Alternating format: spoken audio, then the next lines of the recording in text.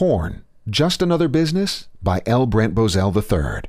Read by OutloudOpinion.com. On society's list of most shameful professions, the pornographer would be near the top. What must pornographers think of themselves? They would argue that their industry has joined the mainstream. Yet for porn performers, it's a sordid career fraught with perils of drugs, disease, and in the darker corners of porn, exploitation and abuse. Take the case of a true pervert, Paul Little, who calls himself Max Hardcore. The British author Martin Amis submerged himself in the sleaziest subcultures of sex on film for the British newspaper The Guardian a few years ago. He recalled the making of Little's Hollywood Hardcore 13. The film included a series of excretory humiliations. In these scenes, Little talks down to actress Chloe Adams, who is pretending to be a child. Quote, "If you're a good girl, I'll take you to McDonald's later and get you a Happy Meal," end quote. After she submits to his disgusting desires, she then asks, quote, "What do you think of your little princess now, Daddy?" End quote. Just reading the gross-out titles of Little's DVDs ought to tell the story. One of them is Golden Guzzlers 7. Little has another series called Anal Auditions. Pardon the grotesque details, but they're essential. The mainstream media simply omit these wretched realities in order to mainstream this kind of madness.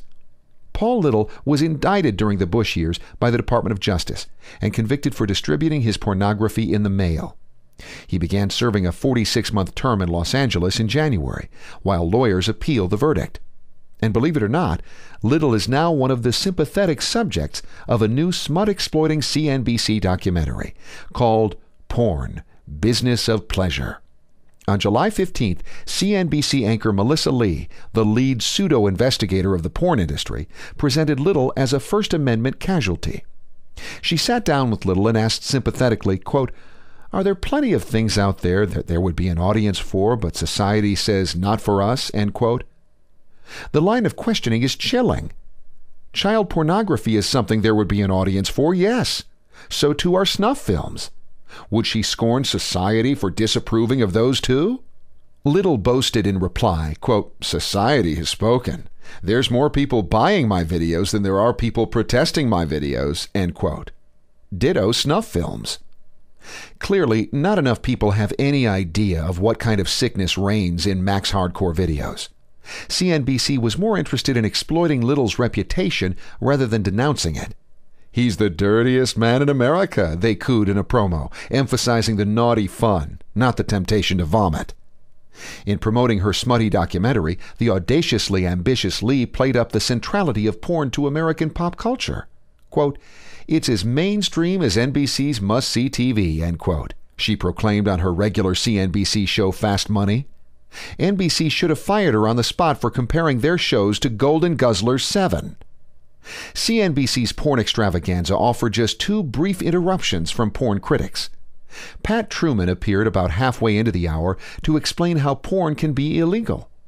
Recovered porn addict Michael Leahy appeared briefly to explain how his porn habit ruined his marriage and his relationship with his sons.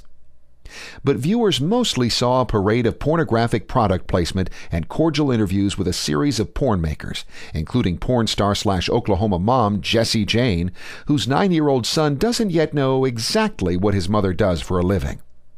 The supposedly saddest moment is porn CEO Stephen Hirsch lamenting that all the free porn websites are killing his profits, and with the suspicion that free sites are pirating his films, quote, "Now we have to spend money policing the internet," end quote. Cue the violins. CNBC is the consumer news and business channel, and what this has to do with news or business is beyond me. They're trying to shore up their dreadfully low primetime numbers by celebrating all kinds of sleazy money-making schemes and saying, "Can't you just hear this? It's a business like any other." CNBC has also recently aired specials on prostitution and on the marijuana business. This kind of special is the prostituting of journalism. This compares to business news about the same way that Nancy Grace's lurid crime interviews compare to hard news. Shame on CNBC for making no attempt to police the porn industry. Instead, viewers were urged to buy the documentary on DVD with more porn star extras. If porn is just a business like any other, Can we expect the next CNBC special to focus on sugar beet growers or bicycle makers? I think everyone knows the answer.